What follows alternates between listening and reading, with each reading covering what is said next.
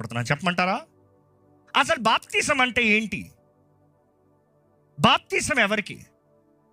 రక్షించబడి బాప్తిసం తీసుకోవాలి. ఈరోజు చాలా మందికి రక్షణ లేకుండా బాప్తిసం. పెళ్ళి అంటే పెళ్లి సర్టిఫికెట్ కొరకు బాప్తిసం. చేతులు ఎత్తలే కానీ ఇక్కడ ఉన్న వాళ్ళు ఎంతమంది పెళ్లి కొరకు బాప్తిసం తీస్తున్నారు? పాస్టర్ గారు అంటారంట, నువ్వు క్రిస్టియన్ అనేది బాప్టిజం సర్టిఫికేట్ ఉంటేనే నీకు నేను పెళ్లి చేయొచ్చు అంటే నెక్స్ట్ వారం వచ్చేస్తాడంట లైన్ కట్టి. దేనికి? బాప్టిజం. పశ్చాత్తాపం లేదు, రక్షణ ఆనందం లేదు, రక్షణ అనుభూతి లేదు.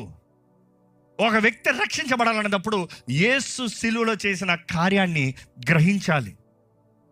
యేసు నీ కొరకు శిలువలో చేసిన కార్యం ఏంటో ఎరిగొన్నారా ఇక్కడ ఉన్నవారు? యేసయ్య ఏం చేశాడు నీ కొరకు?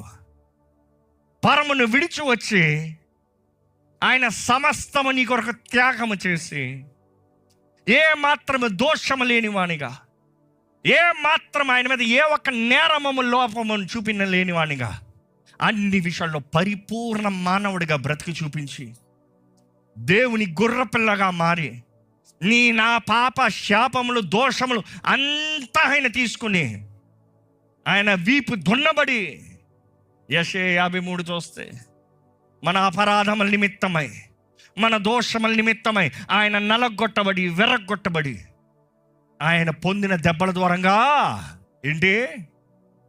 ఏంటి తెలీదా?